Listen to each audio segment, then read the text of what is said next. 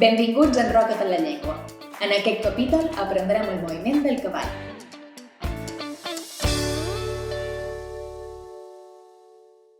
El cavall es mou en forma de L.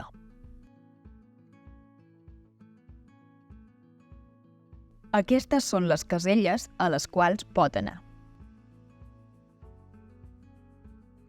Si vos hi fixeu, canvia de color de casella sempre que es mou. I captura així com es mou. El cavall és l'única peça que pot botar per damunt de la resta de peces. No pot anar a una casella que estigui ocupada per una peça del mateix color.